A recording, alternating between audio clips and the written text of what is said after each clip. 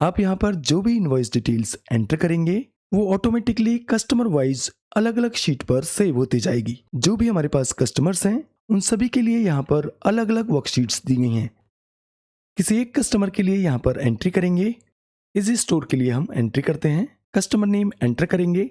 जैसे ही आप customer name enter करेंगे तो सीरियल नंबर ऑटोमेटिकली जनरेट हो जाएगा। इनवॉइस नंबर, डेट और अमाउंट, फॉर्मेटिंग यहाँ पर ऑटोमेटिकली एक्सपेंड होती रहेगी। अब ये जो कस्टमर है इजी स्टोर, इसकी वर्कशीट पर आएंगे। ये आप देख सकते हैं जो एंट्री हमने वहां पर की थी वो यहाँ पर सेव हो गई है, जिसका अमाउंट 1000 था। तो जो भी एंट्रीज आप यहाँ पर करते जाएंगे वो सभी कस्टमर वाइज अलग अलग वर्कशीट्स पर सेव होती रहेगी। तो इस सेटअप को कैसे क्रिएट करेंगे, चलिए सीख लेते हैं। तो ये हमारे पास कस्टमर इनवॉइस डिटेल्स हैं। सबसे पहले हम यहाँ पर सीरियल नंबर को ऑटोमेट करेंगे। तो ये A2 सेल को सिलेक्ट करेंगे और फंक्शन अप्लाई करेंगे इक्वल इफ। ये देखिए फंक्शन यहाँ पर आ गया है, डबल क्लिक करेंगे। ये B2 सेल को सिलेक्ट करेंगे जो फर्स्ट कस्टमर वाली सेल है। यदि सेल की वैल्यू बराबर है इक्वल ब्लैंक के लिए 2 बार डबल कोटेशन कॉमा तो सेल ब्लैंक हो जाए, फिर से डबल कोटेशन कॉमा, और अगर ऐसा नहीं होता है तो यहाँ पर रो फंक्शन अप्लाई हो जाए।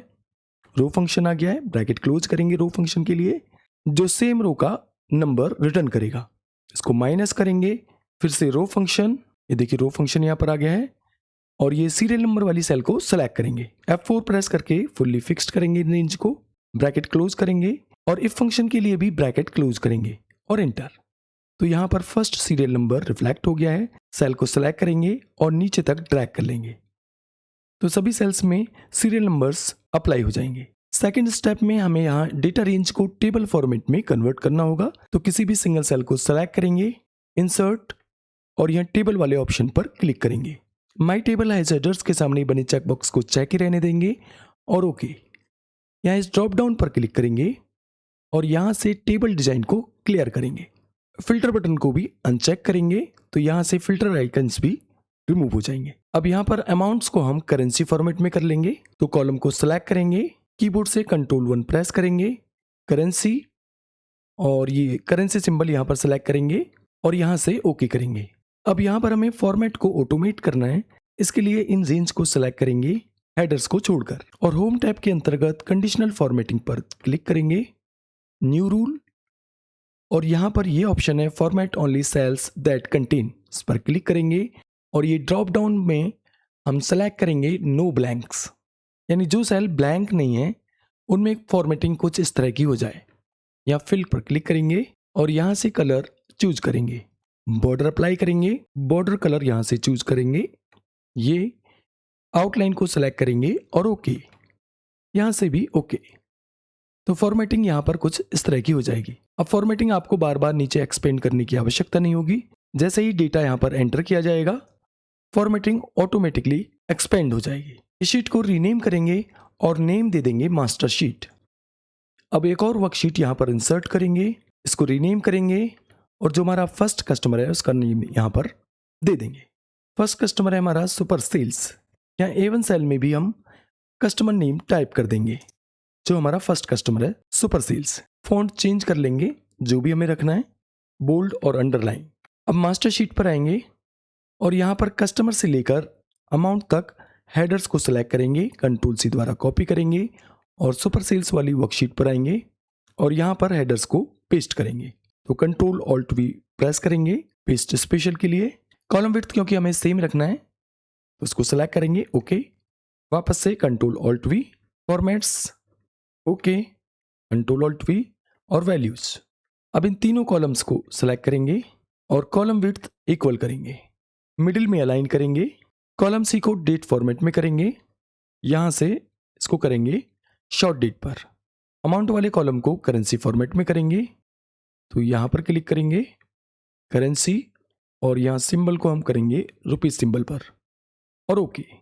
अब फंक्शन यहाँ पर अप्लाई करेंगे, बहुत ही सिंपल फंक्शन है, इक्वल फिल्टर। ये देखिए फिल्टर फंक्शन यहाँ पर आ गया है, डबल क्लिक करेंगे, अरे के लिए मास्टर शीट पर आएंगे और यहाँ कस्टमर से लेकर इन सभी रेंज को सेलेक्ट करेंगे, कॉमा। अब नेक्स्ट आर्ग्यूमेंट है इंक्लूड, इसके लिए हम ये कस्टमर नेम वाले कॉलम को सेलेक्ट करेंगे। अब इक्वल प्रेस करेंगे और क्राइटेरिया के लिए ये कस्टमर वाली शीट पर आएंगे और ये A1 सेल को सिलेक्ट करेंगे जिसमें हमने कस्टमर नेम दिया हुआ है। अब ब्रैकेट क्लोज और एंटर। तो आप देखेंगे जो भी हमारा फर्स्ट कस्टमर है सुपर सेल्स, उसकी सभी इनवॉइस डिटेल्स यहाँ पर रिफ्लेक्ट हो गई हैं। सुपर सेल्स की जो टोटल एंट्रीज हैं वो हैं 4। ये आप यहाँ पर देख सकते हैं 1, 2, 3 एंड 4। वापस सुपर सेल्स वाली वर्कशीट पर आएंगे।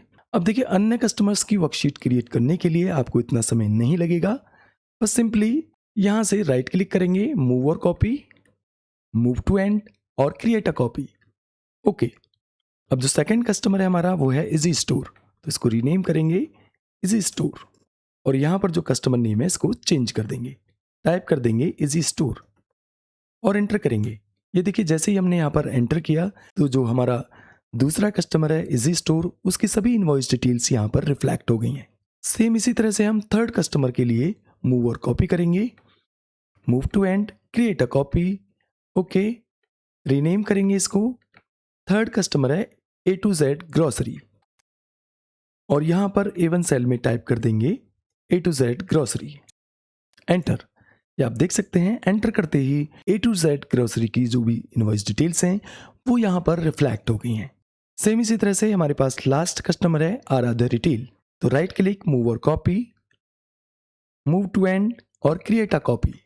ओके, इसको रीनेम करेंगे आराध्या रिटेल और यहाँ पर A1 सेल में कस्टमर नेम टाइप कर देंगे, एंटर। तो आप देख सकते हैं आराध्या रिटेल की सभी इनवॉइस डिटेल्स यहाँ पर रिफ्लेक्ट हो गई हैं। अब जिस भी कस्टमर के लिए हम यहाँ पर एंट्री करेंगे वो उस कस्टमर की वर्कशीट पर सेव होती जाएगी। जैसे अभी यहाँ पर हम एंट्री करते हैं A to Z के लिए, इनवॉइस नंबर टाइप करेंगे, डेट और अमाउंट 100 यहाँ पर हम टाइप करते हैं। अब ये A to Z वाली वर्कशीट पर आएंगे। ये आप देख सकते हैं जो लास्ट में हमने एंट्री की थी वो यहाँ पर आकर सेव हो गई है। तो जो भी आप एंट्री यहाँ पर करेंगे मास्टर शीट में वो कस्टमर वाइज अलग अलग वर्कशीट्स पर सेव होती रहेगी। अब सवाल यहाँ पर यह आता है कि यदि कोई नया कस्टमर ऐड होगा तो उसके लिए कैसे करेंगे। तो नया कस्टमर यहाँ पर ऐड करना बहुत ही ईजी है। जैसे यहाँ पर हमारे पास नया कस्टमर है मनोज ट्रेडर्स, एंटर करेंगे, सीरियल नंबर ऑटोमेटिकली आ जाएंगे और यहाँ पर इनवॉइस नंबर, डेट और अमाउंट। तो ये हमारे पास नया कस्टमर है जिसके लिए यहाँ पर कोई भी वर्कशीट नहीं है। तो इसके लिए भी सेम सिंपल प्रोसेस है। किसी एक कस्टमर वर्कशीट को मूव और कॉपी करेंगे,